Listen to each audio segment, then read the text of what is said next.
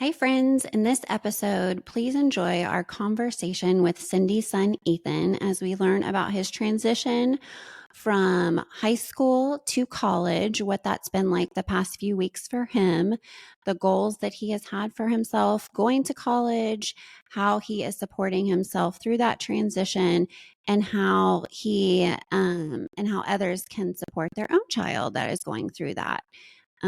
So please enjoy this episode, and Cindy has a few takeaways as well. Yeah, I loved this episode. There were so many surprises. I did not expect Ethan to talk so candidly about his journey from high school to college, but it was welcomed. It's a beautiful thing to continue to learn how to do this parenting transition from high school to college. This is my first time. And Ethan's just such a special kid. And so I just am really excited for you all to hear this candid conversation. It was beautiful. Thank you so much for leading it, Sarah. And we will see you guys back next week as we continue our back to school series. So please enjoy this conversation.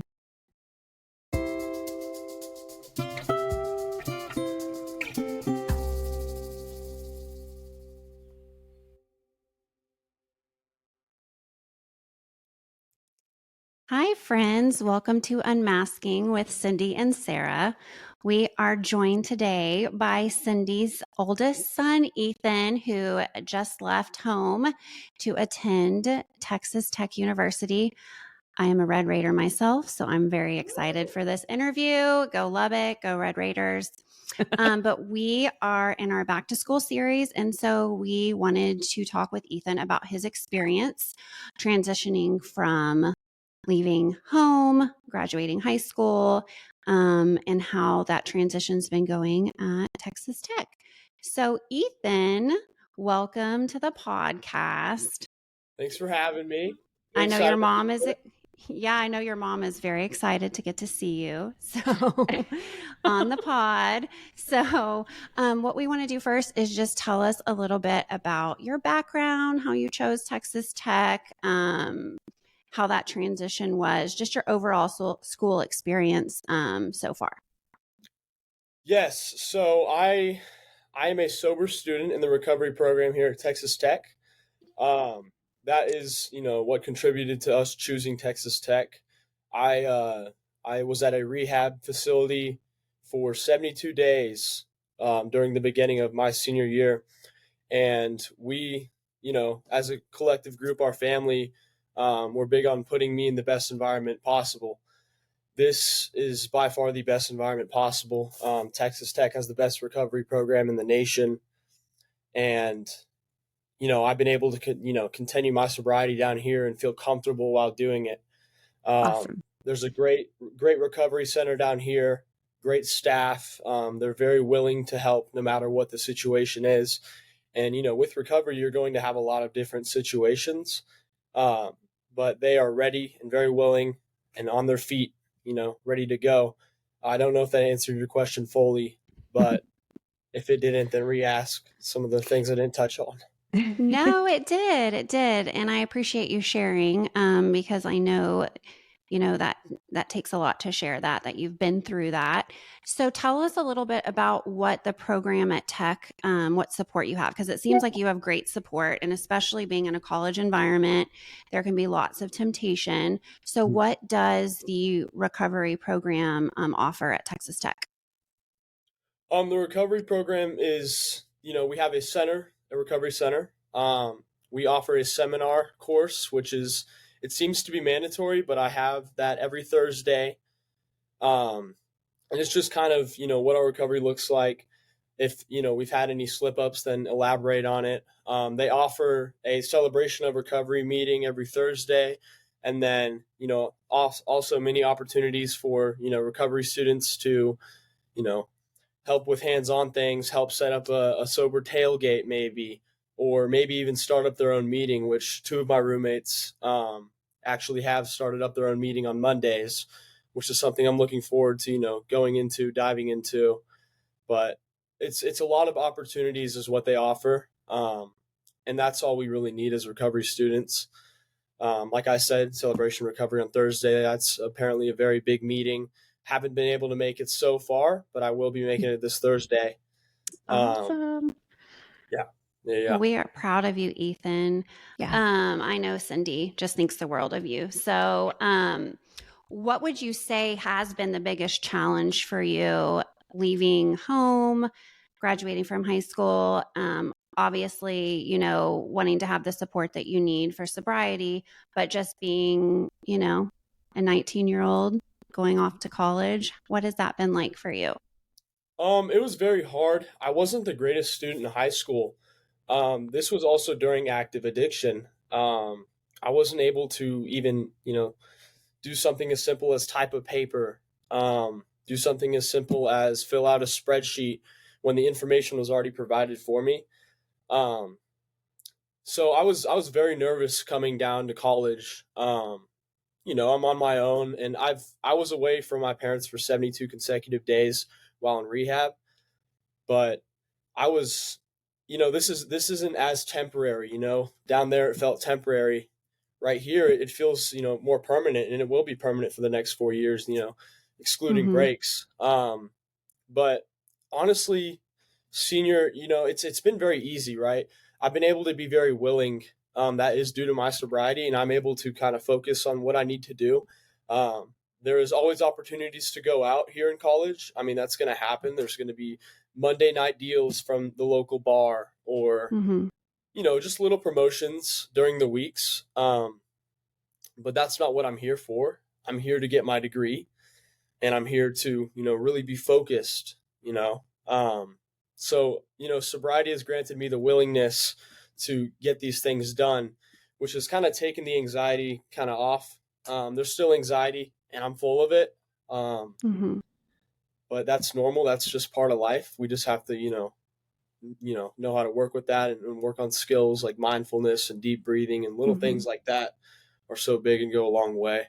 Can I interrupt too and just share from a parent perspective what I've noticed? I think, being your mother, I've seen you come into your own now with like trying to stay organized. And we're going to get into the ADHD piece of it here in a little bit. But in high school, seeing you with so much potential, right? Like I've always told you that. You've always heard that from so many people, just being so freaking smart to just go in and absorb all of this, but then be in active addiction at the same time, and kind of knowing that there was that gap there, or that roadblock. And so to see you kind of learn how to study, learn how to budget your time. I got a text from you the other night, as a matter of fact, and you were like, everyone's going out, but I'm staying in. And I'm all, yeah. Not that I don't want you to go out and have fun, but yeah. So it's been really cool to see you figure it out. I love that.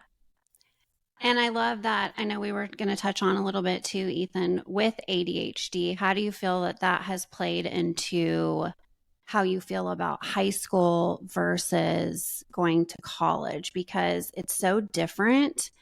But sometimes I feel I do a lot of research on this, but with ADHD, kids tend to actually do better in college because you're more focused on the things that you like, because a lot of people have a misconception with ADHD that you can't focus, but it's actually opposite. You hyper focus on what you like.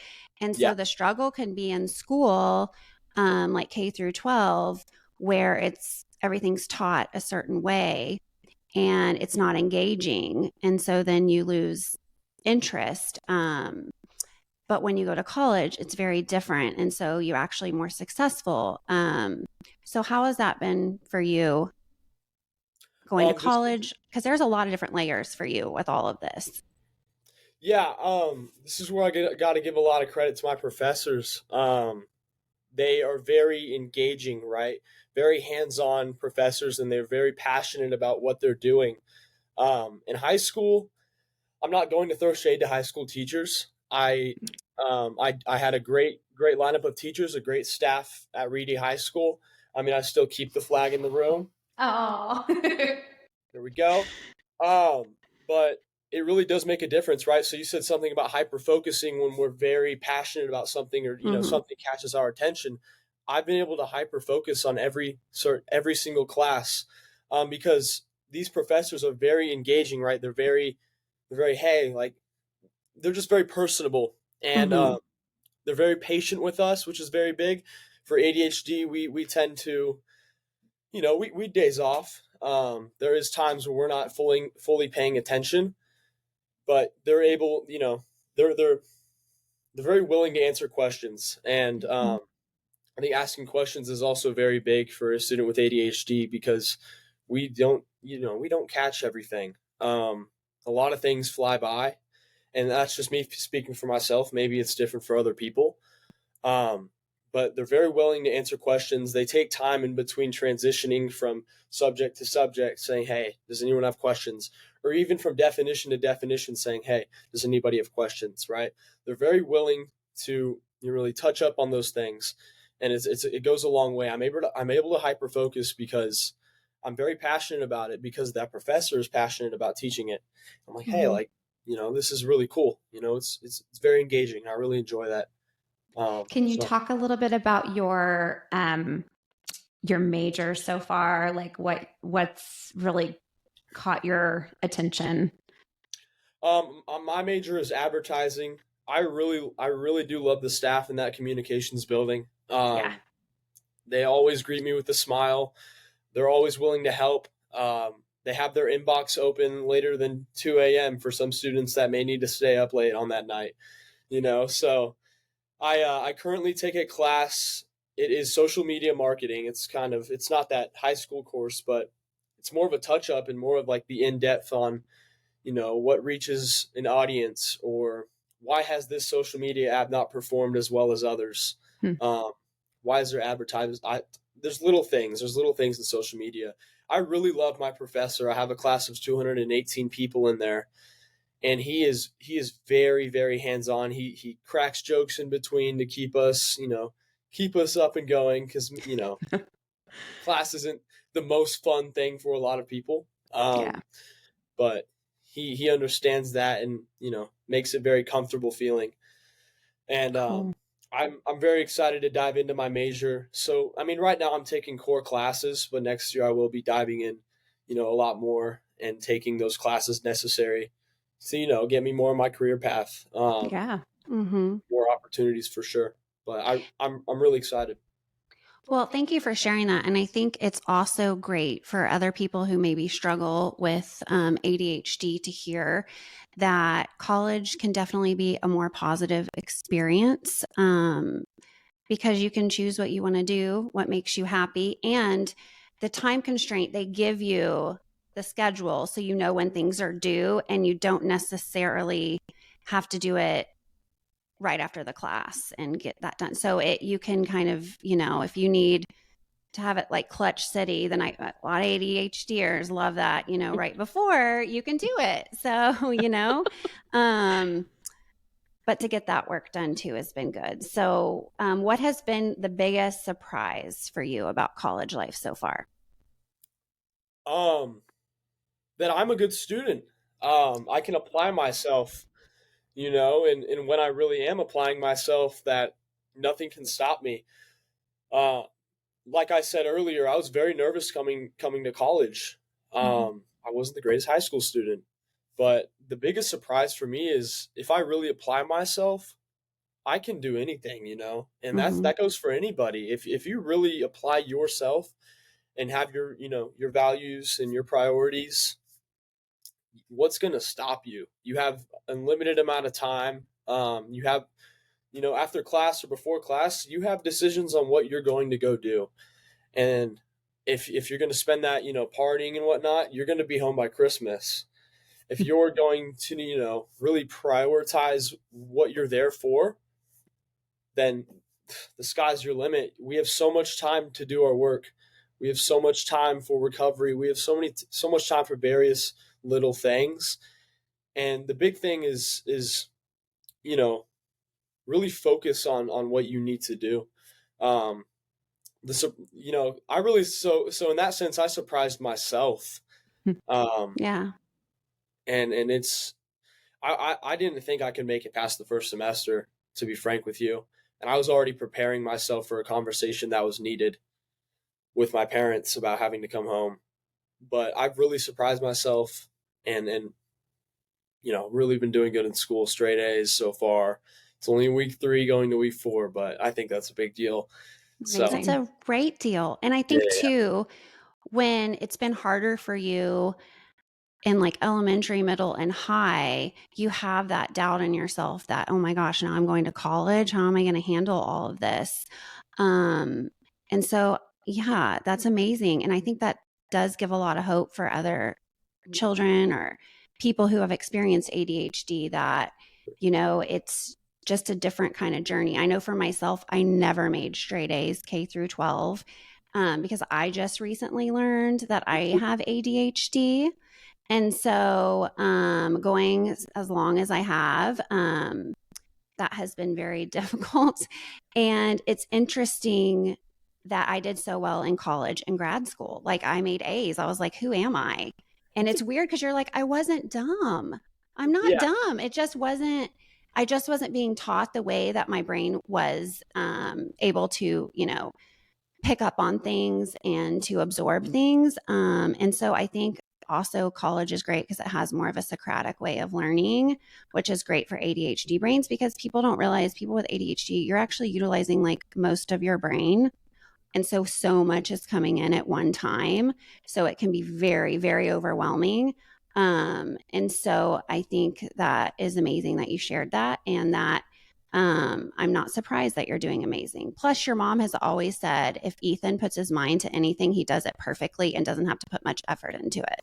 That is very true. Ethan, I'm wondering also if you can share a little bit about the meeting that you set up to go over like accommodations, because I think this would be really helpful for somebody who's going off to college, who's had a 504 or an IEP in place where they've received accommodations in elementary, middle, high school.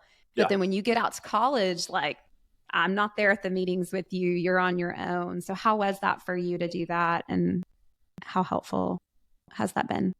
It was very helpful. A big thing is being attentive. It is not a short meeting. Yeah. But they do offer things like extra time on tests. They offer notes because we don't tend to catch everything at the moment. Mm-hmm. So they offer PDF file notes. Maybe some classes will record notes. It was weird not having all in the room, like you said. Right. But it kind of really wakes you up and goes like, hey, like you're really taking this step. This is on you. You're, becoming an adult now. There's not always going to be someone to hold your hand. And kind of, knowing that led me to be more attentive and really pay attention to all the details, because there's a lot of different things that students that have 504 plans need. There's so many different learning disabilities, and there's so many different things that students will need. So it's great to be attentive. They'll give you details on when to run your professors through it. It's highly recommended to run them through it within the first 2 weeks. Kind of set up a meeting, maybe online, maybe in person. Just kind of going over what you're going to need from them in order to succeed. Yeah. And it's they've all been very hands-on, very helpful. I was speaking to some family friends that I ran a grad gift by, and they said they were leaning towards sending their son to Texas Tech because they do very well with students that have dyslexia. It's little things like that really remind me that Texas Tech really does care about their students, and they really do want them to succeed, which is just the coolest thing in the world. It helps us more than words can explain. So It's beautiful. Yeah. And I think the beautiful part too is that they make you feel it's so individualized in a big sea of people. So you feel that support, that empathy, and you're able to advocate for yourself, which I think is so huge because you're leaving home for the first time. You're 18. You can make any choice really that you want. But putting those steps in place to be successful. So, I mean, and I think for you too, Ethan, because I've known you since you were pretty little, is you have always been very transparent, which I love. I have my own child who's very much like that. You guys are Love her. definitely unicorns in the world. But I love it because you are very open and unmasked with who you are, which is, the point of our podcast is helping people be who they are and owning your story and how your story has, there's been bumps in the road, but it's not the end. It's just a new chapter. And so what is some fun stuff that you are enjoying the most at Tech now that we've talked a little bit about some serious stuff? What is some really fun stuff? I love game days. I've been able to meet some beautiful women on game days. I still do go out, so it's not from what I've gathered, it's not common that people in recovery go out. Once I was more stable in my recovery, I was able to comfortably go out and know, hey, I'm not going to pick up a drink. I'm not going to drug at all. Mm-hmm. I really do enjoy going out. It's great energy. There's dancing. There's meeting new people. It's a great nightlife down here at Texas Tech. We have the rec center where me and my buddy Aslan have been pretty frequently, and lifting weights is very great for people in recovery, or some sort of active exercise is very big and part of recovery. And we have been able to access that rec center with the swipe of our student ID, and there we are. There's so many options. And people say there's not a lot to do in Lubbock. That's people who haven't been out here, right? There is so much to do in Lubbock if you're really going to go out and look for it, right? So I spoke with a buddy last night who he was looking to transfer to Arkansas. He had a brother down there, and he said there's nothing to do here. And I said, hey, what is there to do in Arkansas that there is not to do here? We have a movie theater, or 3 maybe. Do they still have the drive-in theater there? They do have the drive-in theater. I loved that. So fun. Fun. I didn't know this. Once I bring a car down here, maybe I can bring someone there. It's not going to be an Uber thing. It's super fun. Yeah, I've heard really good things about it. It kind of surprised me that we still had a drive-in theater here. It seems a little old-timey, but it's cool. I'm not against it. It's very 1900s. Cool. It is. Very 1900s. But so it sounds like you have really established some people that you can feel comfortable going out with, that support your sobriety, that you feel like, okay, I can just go and be myself, and I can still find really fun things to do. And also working out, getting a routine in place, I know is really huge too, for you as well. Big. That's cool.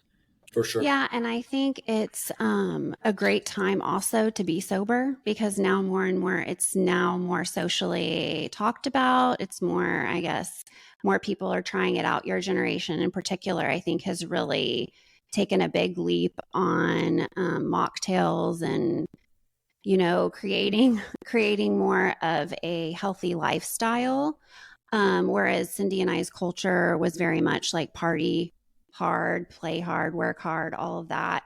So I think it's great that I didn't even know they had a program like that at Tech. I think that that's amazing, that they can do this and support kids. And you never know whose life you could change along the way too, Ethan, meeting people, because, a lot of times you kind of go with whoever your group is and what they're doing. And so, you could make friends with people, and they could be open to a whole different kind of healthy lifestyle, because I don't think anybody ever really enjoys how they feel after they've drinking quite a bit. So I think you are way ahead of the game for your age, and you are just setting yourself up for that kind of success.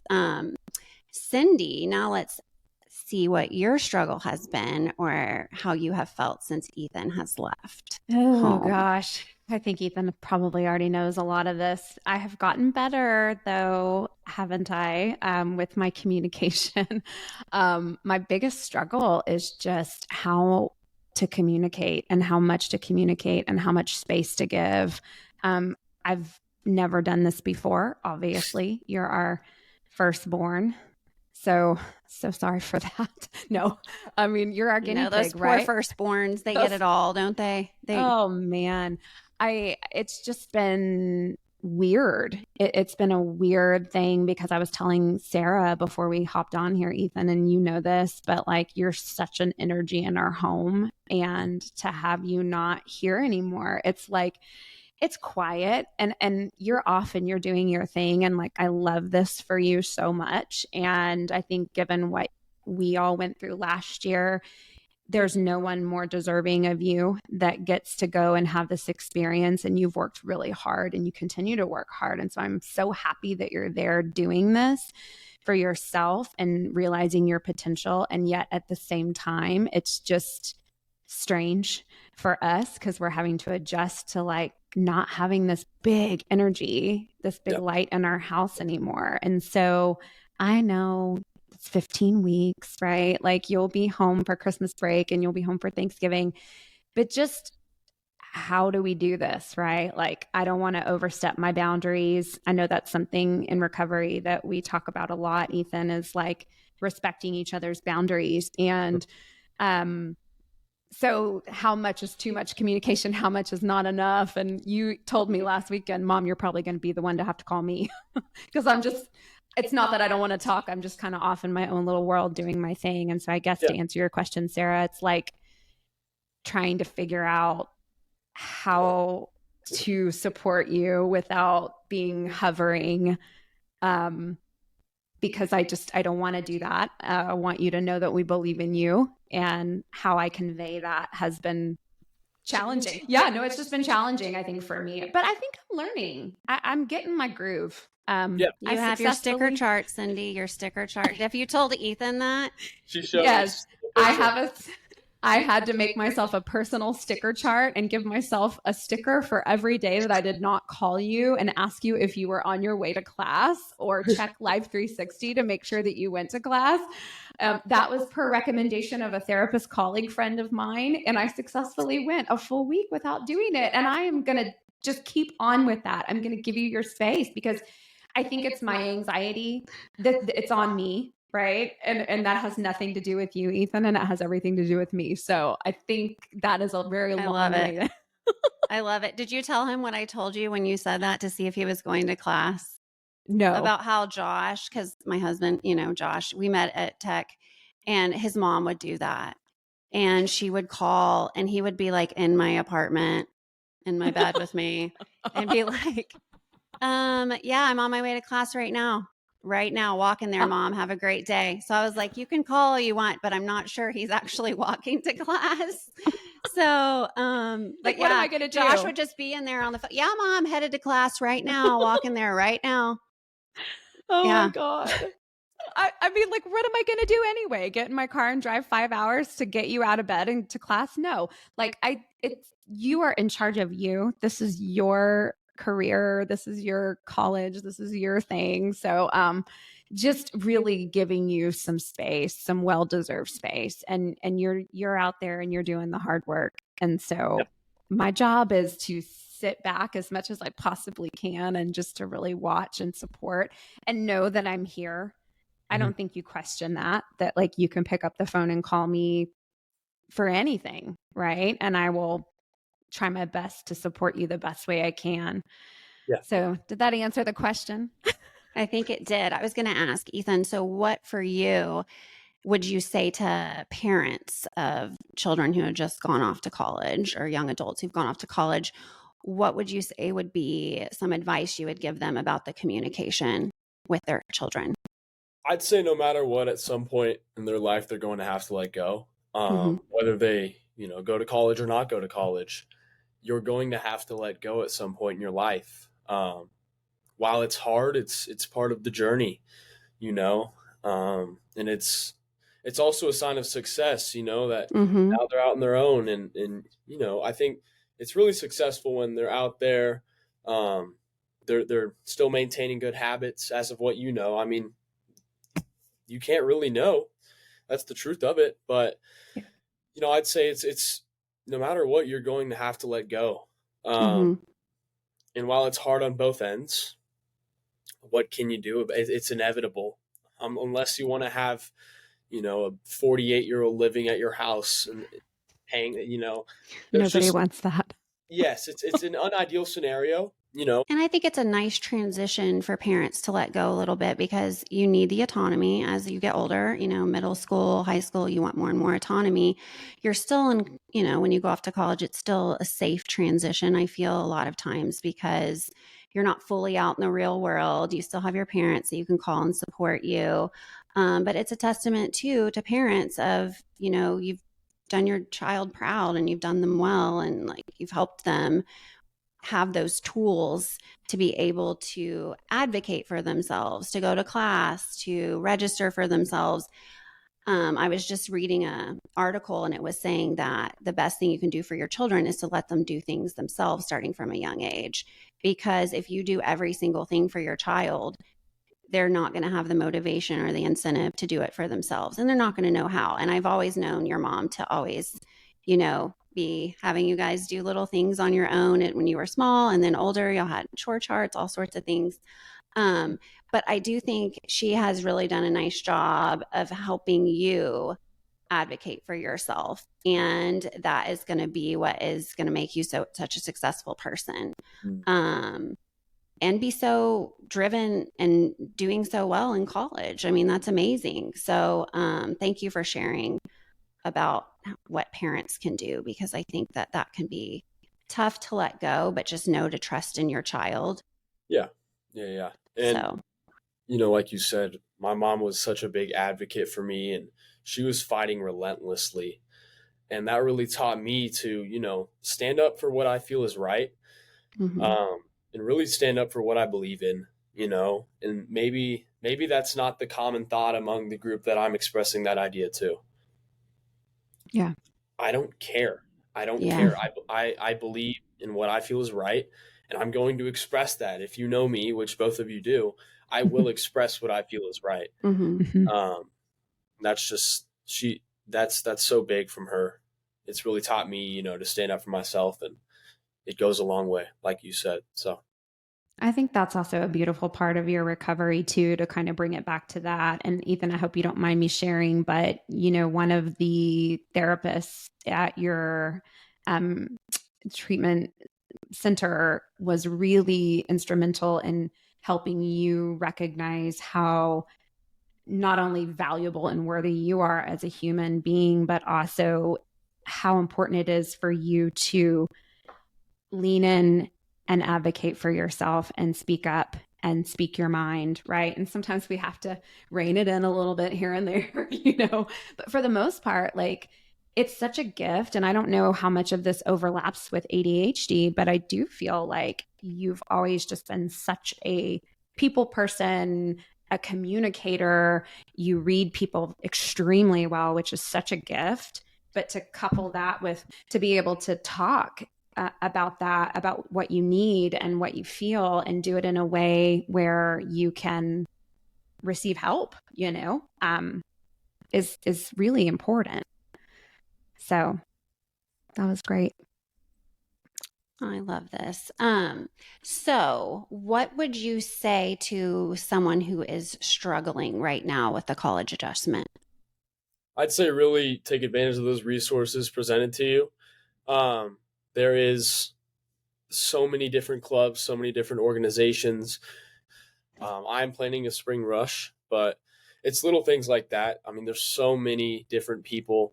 There's so many different opportunities that, present themselves. I mean, I'll be walking to class and there will be people with a spike ball club poster. It's little things like that. The opportunities will present themselves. But you also do have to go looking for that. You cannot stay in your dorm and stay glued to your dorm. You have to be out there, really willing to put your hand out, and really, it's really as simple as putting your hand out, saying, "Hey, what's your name? Where are you from? What's your major?" Little things like that can, then escalate to bigger things in a larger conversation. So I'd say if you're struggling, I'd say get out of your comfort zone a little bit.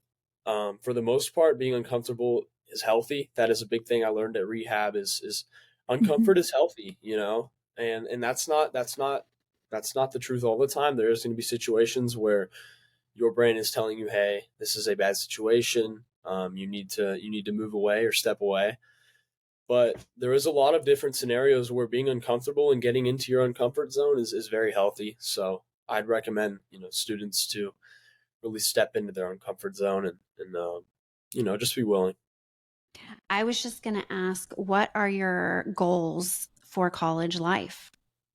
My goals, obviously get my degree. I'd say get started on an internship.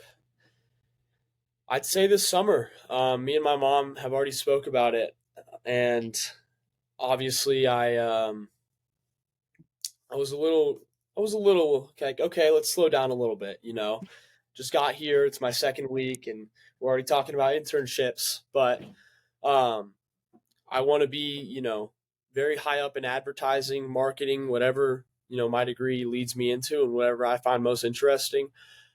I want to be the most successful Payne ever known. Um, and I want to really, really make a name for myself in the job world. And it's not going to start huge, but it's going to start small. But I really want to make it up there. Really want to continue my sobriety for the rest of my life. I want to make sure that's my number one priority, no matter what. Mm-hmm. That is when I am most willing and most proactive. So I'd say the big focus is sobriety. I want a beautiful family. I want a beautiful wife that I really love. There's so many different things that I want. But in the nearest future, it'd be getting an internship for sure. I have heard many people say, hey, get an internship as soon as you can. Mm-hmm. Get some sort of job experience as early as you can. So that would definitely be my goal for sure. And I love it because I believe, all of these are definitely attainable. The sky is the limit for you. You're already ahead of the game with the sobriety. And I appreciate you too being vulnerable with us, Ethan, and talking about that, especially being a young man. That is a very difficult thing to discuss and talk about. A lot of men cope in ways that are unhealthy, which Cindy and I are going to address on a different episode, but we appreciate you being so transparent with us because, I think when you own your own story, you begin to heal. And so, I just think it's amazing. You're an amazing young man. You've come like such a long way from, all the things you've had to experience. And I know how proud your mom is. I'm proud of you. We all are, because you've been through a lot. And you're a remarkable person. And please don't forget that, because you have a lot of people supporting you and you're not alone in that journey. So before we end today, I wanted to have two special questions, unless Cindy has any other questions for Ethan. No. I mean, if I start talking, I'll probably start crying. Well, you might cry with this next question. The first one, I'm going to have Ethan answer it first, and then I'm going to have you end it. So Ethan, what do you appreciate most about your mom since you've been away at college? My mom is my number one person. We had a birthday dinner. It was this past year, and I started just tearing up, remembering that she was always visiting me when I was at rehab. She has always been very proactive and a great figure in my recovery. Very supportive of me no matter what. And we didn't always have the best relationships. So before these past, I'd say, year and a half, maybe, it felt like I was walking on eggshells, and maybe it felt that way for her. But me getting sober has really brought me closer to both her and my father.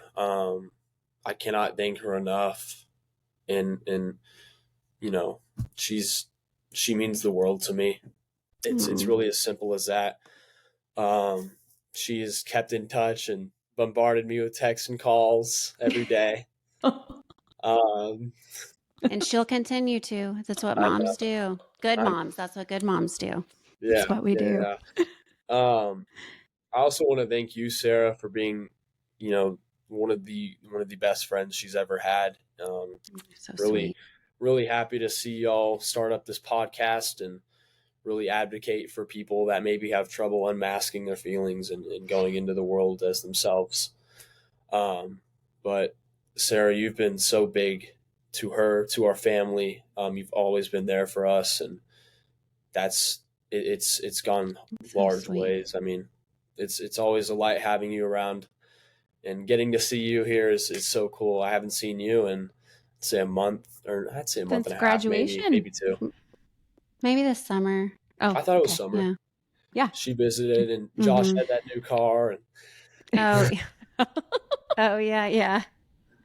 I know. My Love husband. What a he's wild he's a card. good guy. He's a good He guy. is. He's a trip. Yeah. A But good one. A good trip, that's for sure.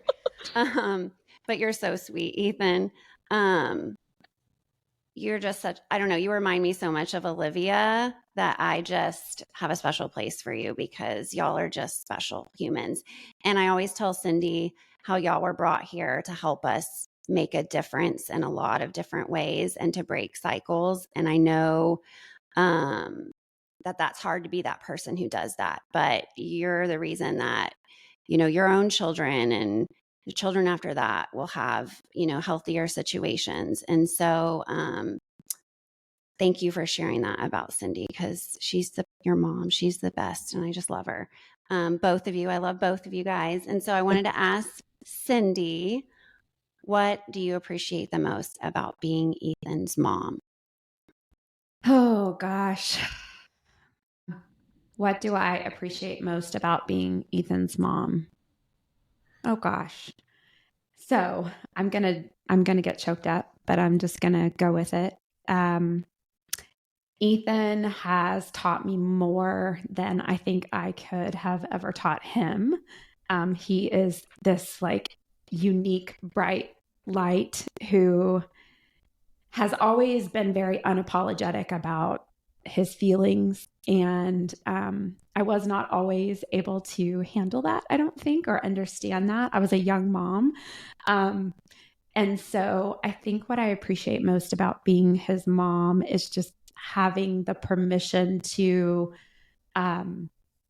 just be myself and having the permission to just reduce or take away any kind of shame stigma. Like, he has helped me kind of live my most freest life, I think, and just be unapologetically me. And I'm so proud of him. I think I tell you this all the time, Ethan. I'm so proud of you.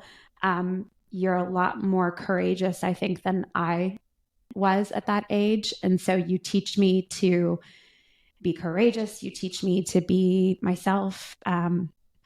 You are just such a beautiful example of what it means to persevere.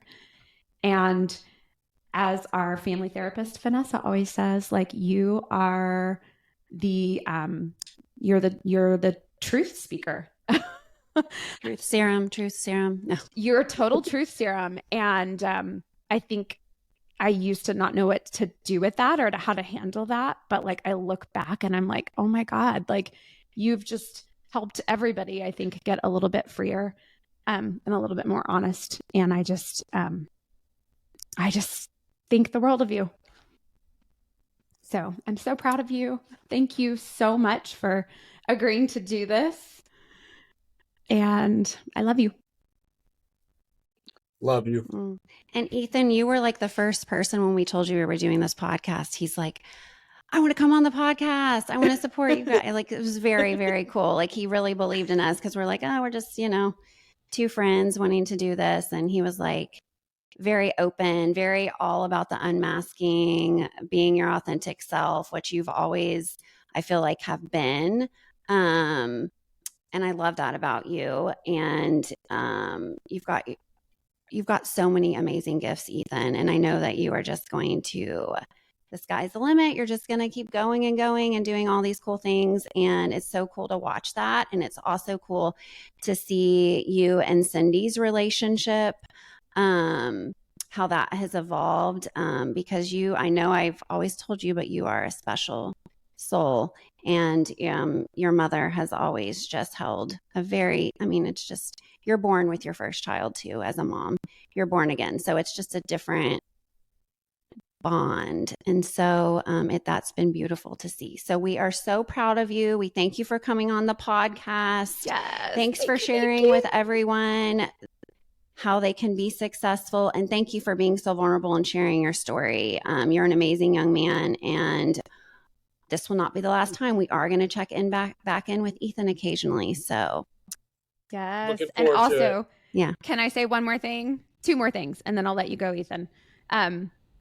I hope you're okay with me saying this kind of off the cuff, but next Friday you will celebrate, or actually this Friday you are celebrating 1 year of sobriety. So we are so excited. We're so excited. So check your mailbox.